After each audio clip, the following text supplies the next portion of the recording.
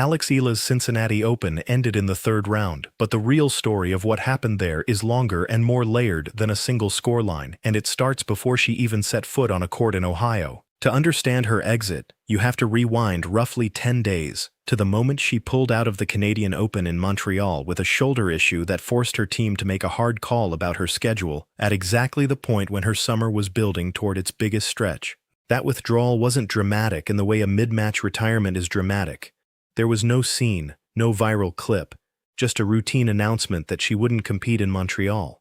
But it mattered enormously for everything that followed, because it meant Eala arrived in Cincinnati carrying both the physical uncertainty of a recently managed shoulder problem and the accumulated fatigue of an already historic summer. A WTA title in Washington on August 3rd, wins over Naomi Osaka, Elina Svitolina, and Jessica Pegula along the way, and a body that had been asked to compete at an elite, sustained level for weeks without much of a real break. Cincinnati gave her a small mercy in the draw. Seeded 17th, she received a first-round bye, buying her at least one extra day of rest before she had to play anyone.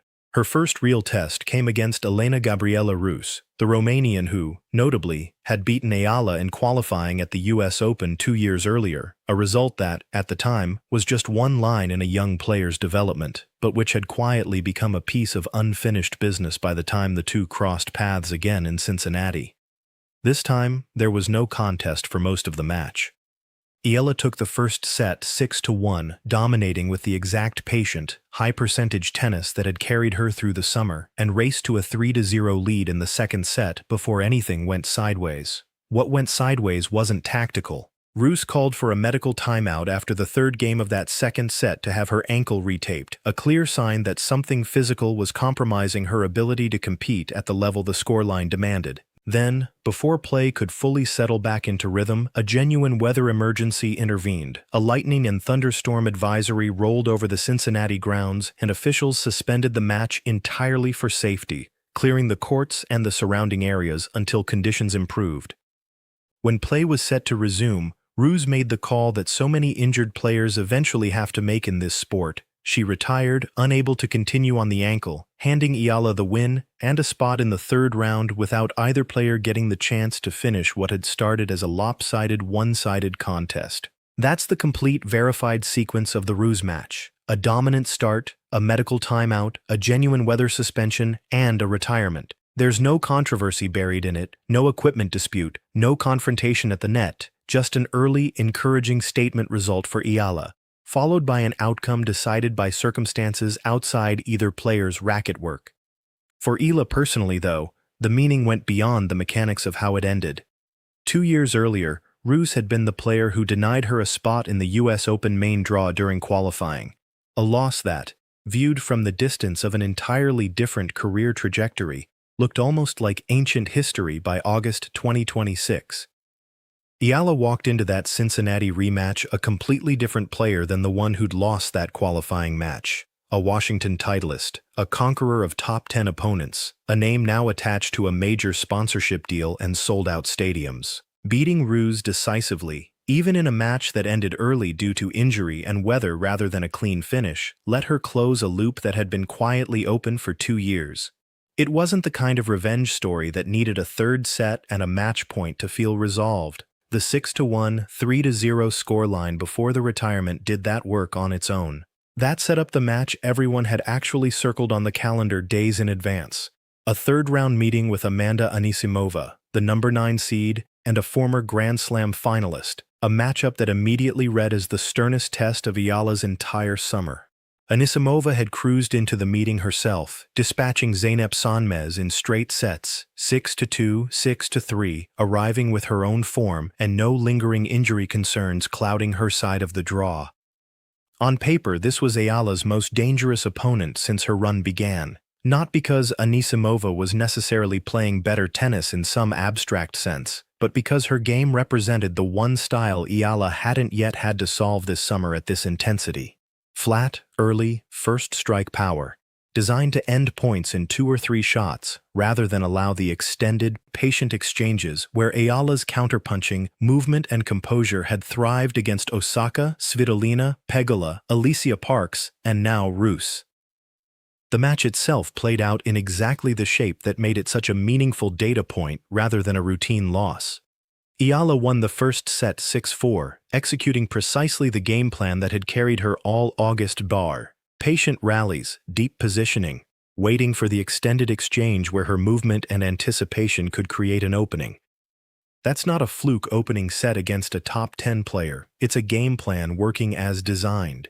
But sets 2 and 3 told a different story, closing 6-4 and 6-2 respectively in Anisimova's favor, and the underlying numbers explain exactly why. Anisimova won 67% of points behind her first serve compared to Eala's 58%, and 62% behind her second serve compared to Eala's 54%.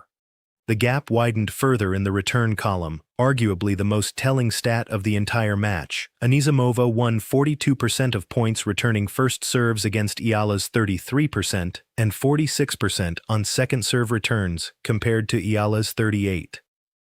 Translated into games, Anisimova held serve in 79% of her own service games, while Eala held in only 64% of hers. And Anisimova broke Eala's serve in 36% of her return games, while Eala managed to break Anisimova only 21% of the time.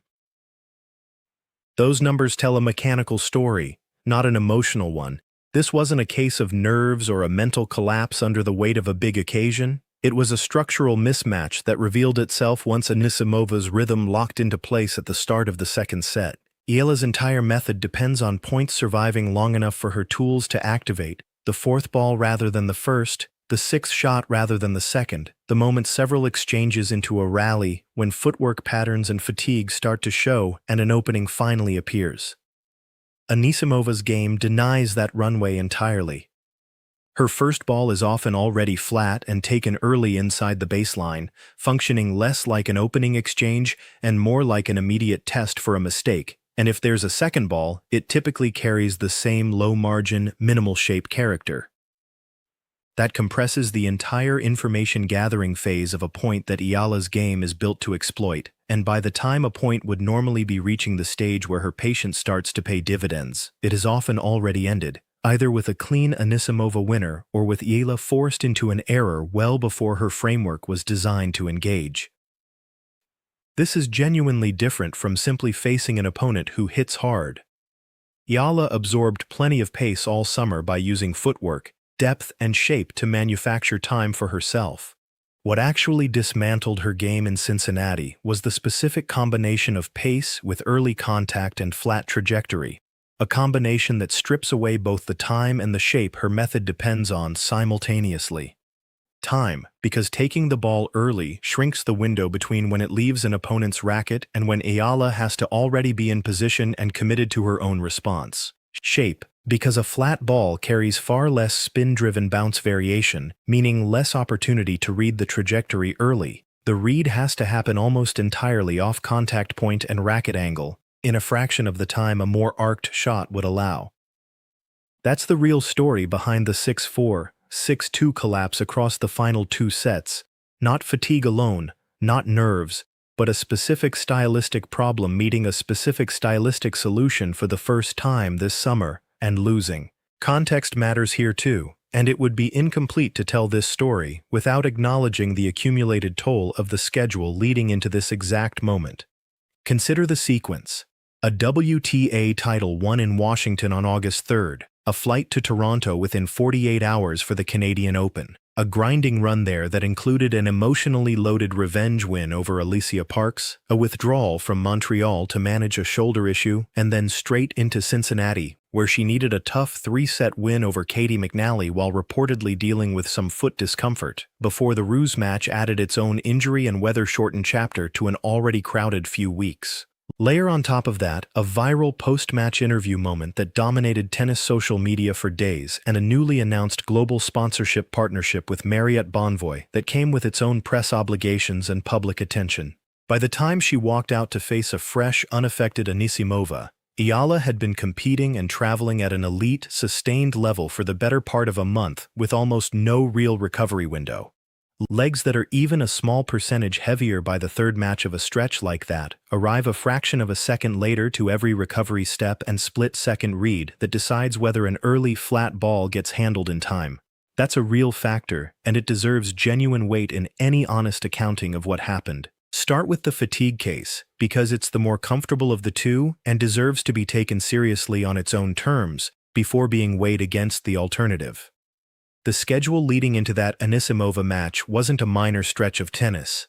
It was a genuinely demanding sequence for any player, let alone one navigating her first extended run at this level of the sport.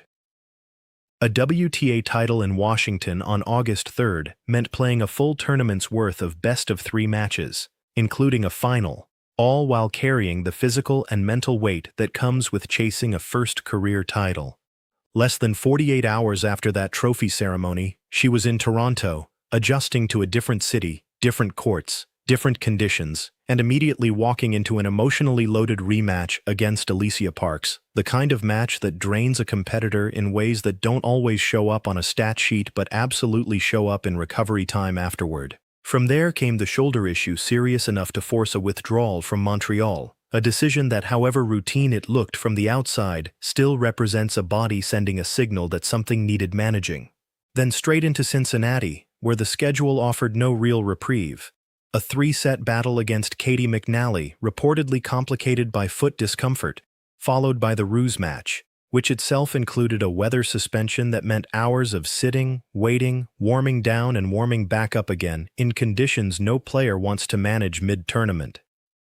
Add in the media obligations that come with a viral interview clip and a newly signed global sponsorship deal, and what you have isn't just a tennis schedule.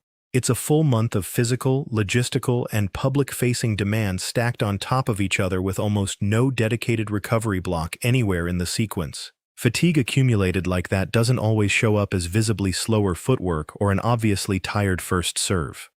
Often it shows up exactly the way it appeared to show up in the third set against Anisimova, split seconds arriving just late enough that a recovery step that should have covered the angle doesn't quite get there. A read on an early flat ball that should have happened off the bounce instead has to happen off contact point because the extra fraction of anticipation time wasn't available. Multiply that by dozens of points over the course of a match, and a talented, well-conditioned athlete can look genuinely overmatched by an opponent she might handle competently on a fresher day. If this is the real, dominant explanation for what happened, the remedy is relatively straightforward, even if it's not easy to execute logistically.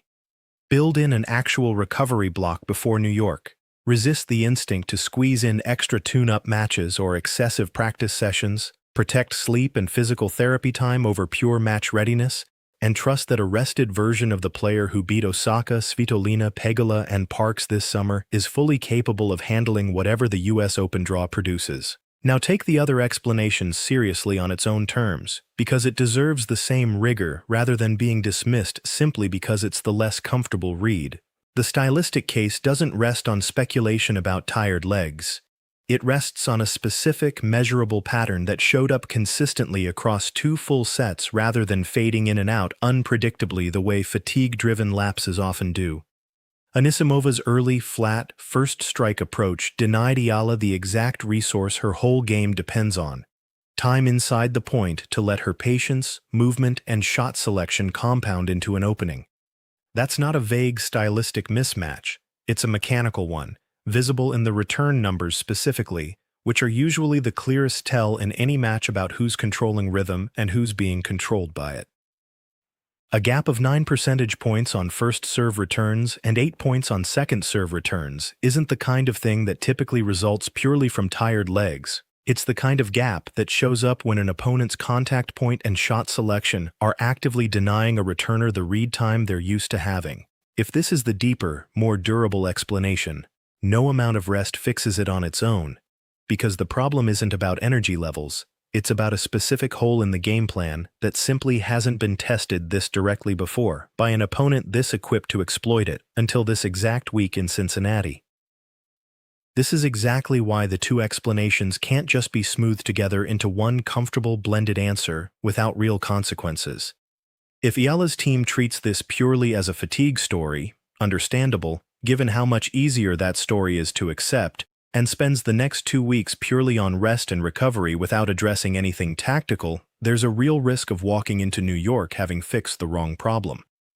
If the draw then produces even one player who plays a broadly similar style to Anisimova's, and on a fast North American hard court, in a deep field full of aggressive, flat-hitting ball strikers, that's a realistic possibility rather than a remote one.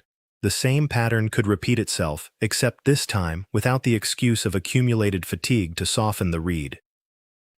A rested Eala running into the exact same wall would be a far more serious signal than a tired one did, because it would confirm that the vulnerability isn't about a taxing month. It's about a genuine, unaddressed hole in the game that existed underneath her entire breakout season, simply waiting for the right opponent and the right moment to surface. On the other hand, overcorrecting entirely toward the stylistic explanation carries its own risk. If her team spends the next 2 weeks obsessively reworking return positioning and shot selection specifically to counter flat, early hitters, while genuinely tired legs and an unresolved shoulder issue quietly linger underneath all that tactical work, they could walk into New York having sharpened a tool that wasn't actually broken while leaving the real physical issue unaddressed. Overcorrection based on the wrong diagnosis is just as costly as undercorrection, and it's exactly why this question, fatigue or style, or some specific blend of both, and in what proportion deserves more rigor than a quick, comfortable answer either way. Let's sit inside that uncertainty for a moment, because it's tempting to treat "we don't know yet" as an unsatisfying way to end a story, when actually it's the most honest place this particular story could end. Sports journalism, and especially the commentary built around it, has a strong pull toward tidy conclusions, toward finding the single stat, the single quote, the single moment that explains everything and lets everyone move on with a clean verdict. Cincinnati doesn't offer that, and pretending it does would mean manufacturing a certainty that doesn't actually exist yet. Think about what would actually need to happen for this question to get resolved with real confidence rather than speculation. On the fatigue side, the signal would come from something like a noticeably lighter practice schedule reported out of her training camp in the days before New York, or a deliberate decision to skip a smaller tune-up event she might otherwise have played, or simply how her body looks physically in the opening rounds. Whether she's moving with the same explosiveness she showed in Washington and Toronto, or whether there's a visible step slower in her recovery that would suggest the accumulated month never fully cleared. On the stylistic side, the signal would come from something more specific. Does she draw an opponent in the first week who plays even a loosely similar brand of tennis to Anisimova's? And if so, does the same pattern from Cincinnati repeat itself? Return numbers collapsing, points ending in 2 or 3 shots before her patience gets a chance to matter? Or does something look different, sharper, better prepared? Neither of those signals exists yet. They can't exist yet, because the tournament hasn't started. The draw hasn't been finalized in a way that guarantees a similar style opponent will even appear early, and no outside observer has access to what's actually happening inside her training sessions right now. This is worth stating plainly, because a lot of commentary online in moments like this defaults to false confidence in one direction or the other, and false confidence isn't actually more useful than honest uncertainty. It's just more comfortable to read. Saying she's clearly just tired and will be fine once she rests sounds reassuring, but it's not actually grounded in anything more than a preference for the easier story. Saying she's been exposed and this is her real ceiling now sounds decisive and dramatic, but it's built on a single data point being treated as a permanent verdict, which is exactly the kind of overreaction that gets embarrassingly reversed the moment a player rebounds. Both of those confident-sounding takes are actually less honest than simply admitting that the answer depends on information nobody currently has, and that the only reliable way to get that information is to watch what actually happens next. That's not a cop-out. It's a description of how competitive sports narratives always actually resolve, whether commentary wants to wait for it or not. Every "is this player really elite" question in tennis history has eventually been settled the same way. Not by pundits arguing about it in the days after a loss, but by what that player does the next time they're tested under comparable or harder circumstances. Careers are full of players who lost a tough 3-setter to a specific style of opponent and then went on to completely neutralize that exact style months later once they'd made the right adjustment. And careers are equally full of players whose one bad loss turned out to be the first sign of a real, unaddressed weakness that eventually caught up with them repeatedly. Both patterns exist in the sport's history. Nobody can honestly claim in advance which pattern this particular loss belongs to. What makes this specific case worth paying close attention to, rather than just filing away as a routine result, is the timing and the stakes attached to it. 2 weeks is not a long runway. It's enough time to make one clear, deliberate choice about what to prioritize, but not enough time to fully explore multiple explanations, test each one, and course-correct if the first guess turns out to be wrong. That compresses the decision-making pressure on Eala's team considerably. They don't get the luxury of a slow, exploratory process the way a player might get during a quieter stretch of the season. They have to make a real judgment call now, with imperfect information, about which explanation deserves the most attention in a short window, knowing that the US Open itself is going to be the mechanism that reveals whether that judgment call was the right one. That's why the honest ending to this story isn't a verdict, it's a countdown. Somewhere in the next 2 weeks, decisions are being made about training load, about tactical emphasis, about how much rest versus how much targeted practice actually gets prioritized. None of that is visible from outside the team right now, and none of it will become visible until the results start coming in from New York. What happened in Cincinnati is fully knowable. What it means for what comes next is genuinely not yet, and the only honest thing to do with a question like that is say so clearly, rather than manufacture false certainty just to give the story a neater ending than it's actually earned.